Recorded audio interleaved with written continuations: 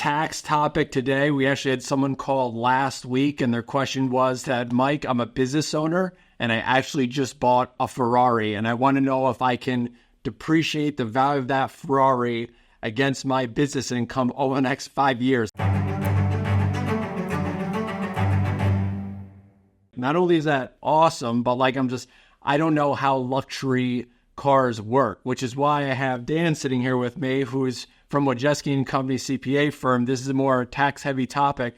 Now, we're going to go back to address the Ferrari thing at the end because it's super interesting, but it brings up a bigger tax topic that comes up very frequently, which is when you have business owners and they have vehicles, their first question is, how much of this vehicle expense can I deduct against my business income? And it's not as easy and straightforward as everyone would hope it would be. There's like leasing and did you buy it? Like, can you deduct mileage? There's car insurance. Like, how does the IRS audit these type of things? Which is why Dan's here, because he gets to counsel clients on this all the time. So when we first start talking about how much of a business expense people can use a vehicle for, the first thing that comes up is use, right? Like how much So how does the use percentage work into whether a business owner can deduct all of it, part of a vehicle? How does the whole business use? Well, it really depends. So like with buying and leasing, a lot of things do depend. It depends on the situation. But the main thing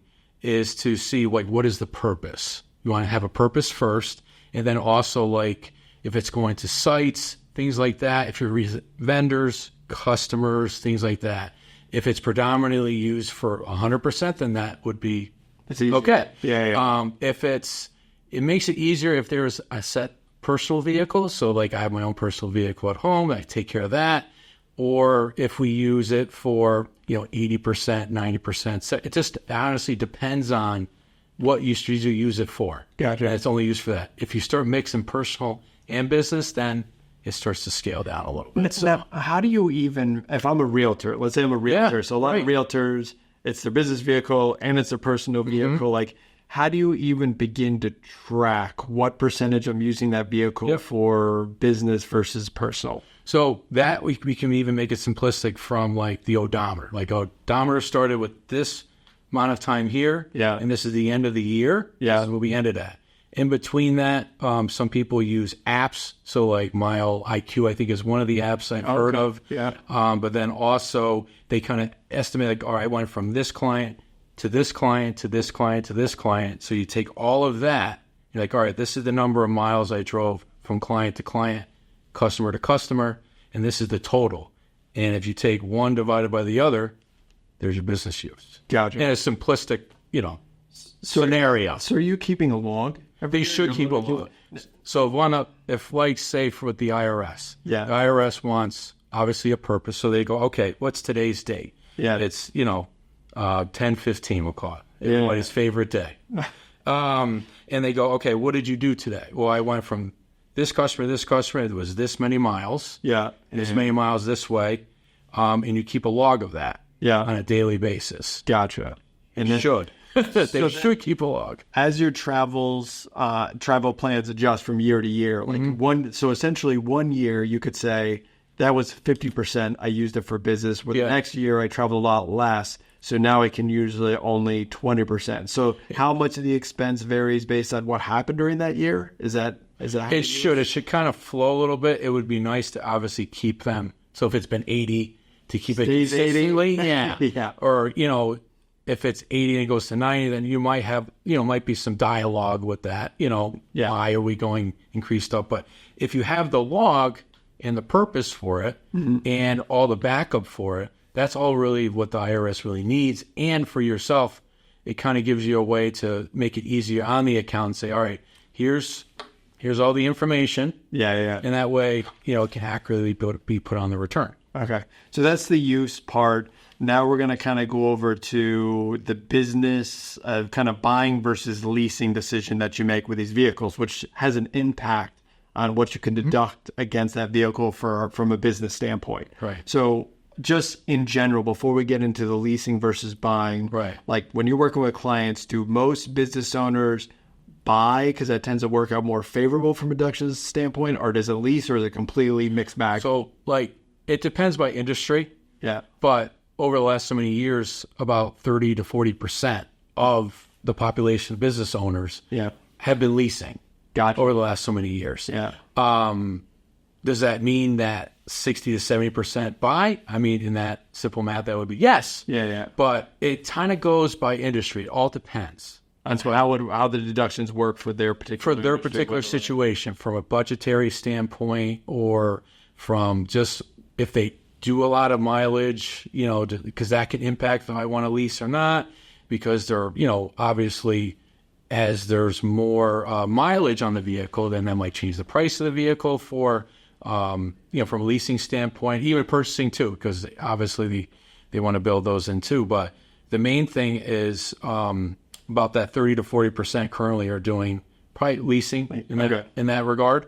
But the majority are still roughly buying. Yes. Okay. But it depends on the industry. So like one industry could be like, hey, that's a lease industry, where this industry over here is more of a buy industry. Well, it depends on like who's doing the direct, like whether it's salespeople, realtors. It might be different than maybe the construction company. Gotcha. Or maybe a limousine service where they have fleets or something like that. So it would kind of depends. Okay.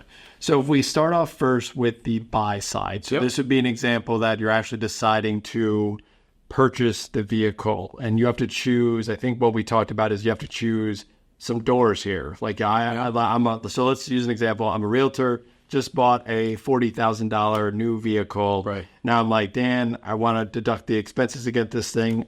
There are these two doors, the mileage door and the depreciation door? Is that kind of how it works? If we're buying it? If we're buying it. Yes. Okay. So it's one or the other. So explain the difference between, we'll start with mileage because that's the easiest. Yeah. We'll go over to depreciation. Okay. So like when it comes to miles, so you're allotted 65.5 cents per mile. Okay. Based on your business use. Got it. So say you have an 80% business use. Yeah. So you take your mileage. Yep. It would come out with, 65 cents of that. Yep. Times the 80%, and that would be your deduction on the return. Gotcha. Okay. So then if you wanted to depreciate it because maybe that was more advantageous. So going back to miles real quick before we go to depreciation. Sure. So you do that calculation based on the miles. Now, outside of those miles deduction, are you allowed to deduct anything else? Car insurance, registration, like anything outside of just that mileage equation? Are you allowed to take as an expense? You're able to take like parking and tolls with the mileage. Okay. But everything else kind of gets put. That's it. So it's like if you go miles door, they won't give you calculate. They won't give you both. Gotcha. Because they would say you're kind of double dip. Like now you're getting the mileage. Now you're getting. Say you were going to depreciate it, put all the data expenses on there. Like like you're creating all these expenses, which is great because obviously it lowers the bottom line. Yeah. But in the end, you can't do that. It's one or the other. Okay. So that was mileage door. Yep. Let's go over to depreciation door. Yep. Now, instead of tracking the mileage, doing the Senate, I want to actually do the depreciation side. How does that work? What does it mean when you depreciate it? So we'll split it out in two different factions. The first faction is, say you don't use accelerated depreciation. So say the vehicle is $40,000 and you're just like, I'm not going to do bonus. I'm not going to do Section 179. Say that it's not applicable for Section 179, which we can talk about in a minute. And then you just like, I'll take it over 5 years, and it just cuts it up over 5 pieces of that. Okay. Okay. So it's not even. So it's not like it's 5 years, it's $40,000, it's $8,000 a year. There is a little bit of tables that kind of move it to where it's more in the beginning and it kind of slowly goes down over the 5 years. But in the end, that's one avenue for depreciable purposes to do that. And what Dan's talking about when he talks about depreciation is that schedule of a $40,000 car. If you're allowed to, let's say, take $10,000 in the first year, you're allowed to take that $10,000 expense and offset it against income. That's how so you're slowly depreciating the use of that asset over time. Correct. Right? Yeah. Correct. Okay. Now, in that same scenario, say it made it was above 6,000 pounds. So there's certain levels. So we have one level where we can use, it doesn't reach 6,000 pounds, so we can just use bonus depreciation. So it'll take like 80% in some vehicles up to that point of the value of the vehicle, what you purchased it for. Or we can take that same scenario and say, I'm going to Section 179 it, and I'll take the whole vehicle because it's above 6,000 pounds. Now, 6,000 pounds meaning gross vehicle weight. That means the car with people in it. Got it. And there's a list that they come out each year for the IRS that says these are the cars that are acceptable. So I can look about, hey, I'm thinking about purchasing this type of van. It's on the list, and you can decide whether because people use they like to get like Sprinter vans. Like that's a giant, that's a big vehicle. People use electricians use it, construction. Could be anything else, any other industry that they wish to retrofit the van for. But the main thing is that you have two different sides of it from the depreciation standpoint. You can either accelerate it, right? So bonus it or use Section 179, or you say, I don't want to do that, and we're just going to take it over that 5-year period because maybe that year the client has a loss, and they're like, I really don't want to create even more of a loss. Got it. They do that, whether people believe it or not, and that way they still have the pieces of it left. Okay, so you have depreciation options. It's not like, hey, this is a depreciation schedule. Depending on the weight of the vehicle, type of vehicle, you might have a choice between, I want to take the depreciation this way, the 179, versus just taking it a traditional schedule. That's how it works. Gotcha. Yeah. While we're on the topic of depreciation, there's something called depreciation recapture, which is when you go to sell the vehicle, a little tax trip could be waiting for you when you get there. So you can explain how that works? Yes. So years ago, vehicles were considered in like kind, meaning you could take the vehicle, and if you sold it or traded it in, you could take that either gain or loss and build it into the next vehicle, so up or down. When 2017 happened, that changed. So then only real estate was connected to like kind, and vehicles, when you were to sell it or trade it in, so say you got your bill of sale and you bought a new vehicle, but you traded in the old vehicle. Well, what would happen is now you have two transactions. You have the purchase and you have the sale. Yep. So now you have this sale that's happening in real time. That's a separate transaction that has to get picked up, whether it be a gain or a loss in and of itself. Yeah. By itself. And the way the gain works on a vehicle is, let's say you bought that vehicle for $40,000. Yep. You've now, let's say you fully depreciated it, which means you've taken the full value, the tax, it's worth zero now. Yeah. So now I go to the dealer and they say, hey, we're going to give you $14,000, whether it's in a check or a trade-in. Yeah. That's when that $12,000 will trigger this depreciation recapture. Correct. Is that how it works? Correct. Okay, gotcha. Which will be picked up on your return. In the business. How does it get picked up on the return? Like, how does it get taxed and all that stuff if there's depreciation? Well, so what happens at certain levels, depending if it was like business use, it would be fully recaptured at the full amount, ordinary. And then if it was still had pieces left, like in that, I know it's a different scenario, but it had some of it left. Some value. Some of it could be, capital gain treatment. Gotcha. So that's the main important purpose of why, or what are we going to do? Are we going to take the full amount? Yeah. Or not? Or chop it down? Now, if you're going to get another vehicle in the same year, then you can kind of play like, listen, I sold this vehicle, but now I just purchased one. So now I'm going to take all that accelerated depreciation to kind of level out this, tax impact. Got it. So you can kind of play that game a little bit too. So you realize the gain of the one vehicle, but then you buy the next one and take it. So it doesn't end up being a tax because it's an offset. Correct. Got it. Or, whether it's a break-even offset, or, even if it's a net positive, if the positive's not as high as it could have been. Yeah. But now you're kind of running this game. Okay, now I took all of it here. Now all my depreciation's gone because I just took it. Yes.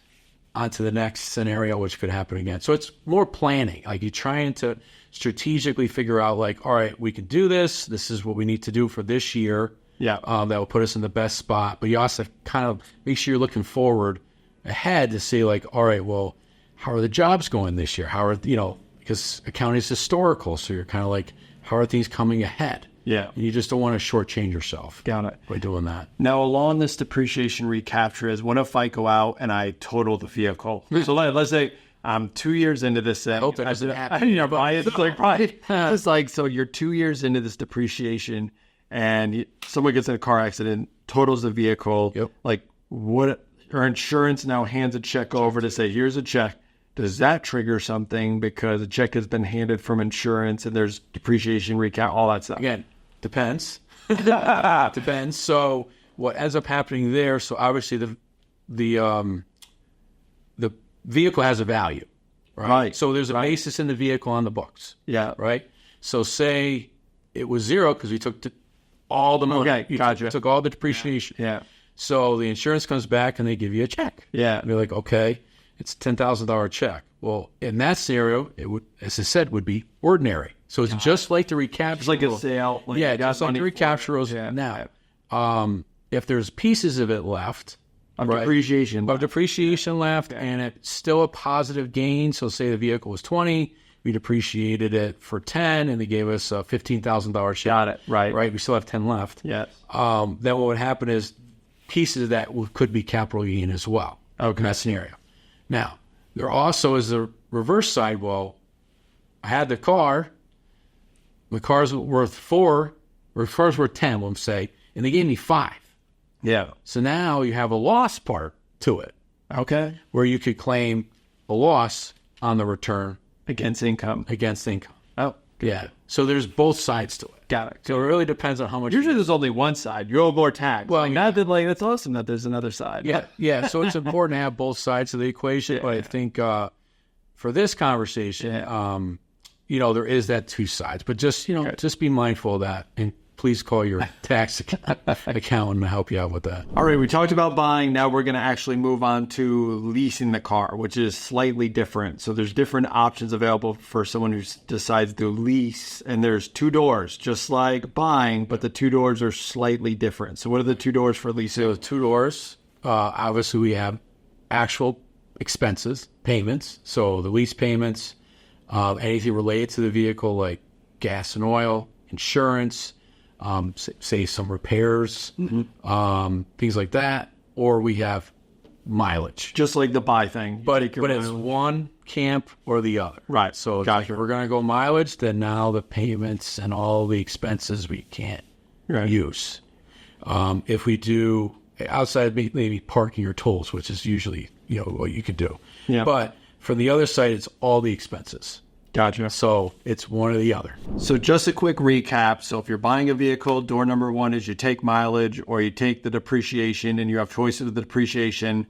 And then if you go over the lease side, the 2 doors are you take mileage or you take the actual expense of owning the car. Including the lease payments. Yep. So when we get to leases, we were having a conversation as to there's certain scenarios where businesses opt to lease vehicles. Yep. Like, what's one of the common ones that you come across that they say, hey, it's probably makes sense from a financial standpoint for us to lease versus buy? Sometimes it's just budgetary purposes. So like if say they want to buy or not buy, they want to lease, say 10, vehicles or something like that. They're able to control like the payments for that. As opposed to say, in their scenario, if they purchased all that, so now maybe they put a small down payment on the vehicles, but they still have a loan for the rest.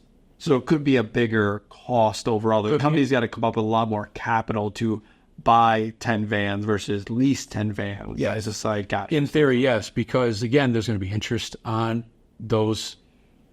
I mean, again, depending if you're able to work a deal. I mean, obviously, I don't control that, but there's going to be interest impact on a purchase vehicle as opposed to more on the lease side.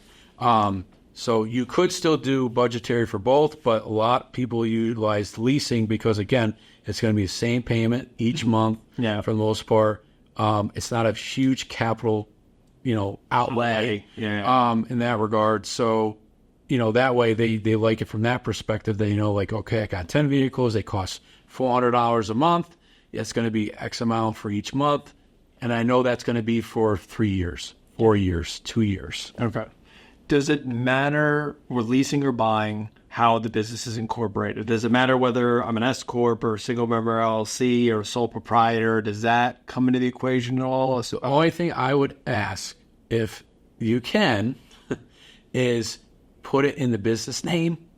Okay. Because what happens... You don't own it. Have the business own it. Well, like obviously it's going to... You have a scenario where you have the owner is the only person in the company, Yeah, you know, right. Or it's not even from that employee standpoint, but like, you know, there's not other partners, there's not other shareholders they're at. So sometimes they purchase the vehicle in their personal name. Yeah. And then, you know, they would just go, well, I bought the vehicle for the business, you know, I bought it through my personal name, which again, it's not a big deal because they're still the 100% owner. Yeah. But I would rather, you know, XYZ Inc. bought the vehicle or LLC, yeah, what have you, as opposed to like John Jones bought it and then he brought it into the company. Gotcha. So just cleaner. It's cleaner having yeah. the business. Yeah. Cleaner with title and all that other stuff too. This brings us all the way back to the Ferrari question. So the Ferrari question that was first asked was if they go out and buy a $300,000 Ferrari, can they depreciate, say I bought it, can they depreciate all $300,000 against income? Okay. No. And it's not your Ferrari, right? No. No. Okay. No. No, so you get limited. So you're going to get limited up to, you know, $20,000 and change, which also scales down. That's it. That's it. 20 grand. 20 grand if you on a purchase, right? On a purchase here. And then if you wanted to use 20 grand with bonus. Okay. So with acceleration.